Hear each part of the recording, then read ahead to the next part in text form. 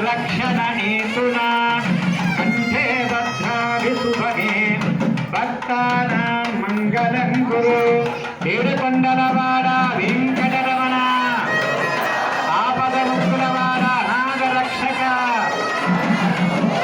నాగేశ్వర ఆపండి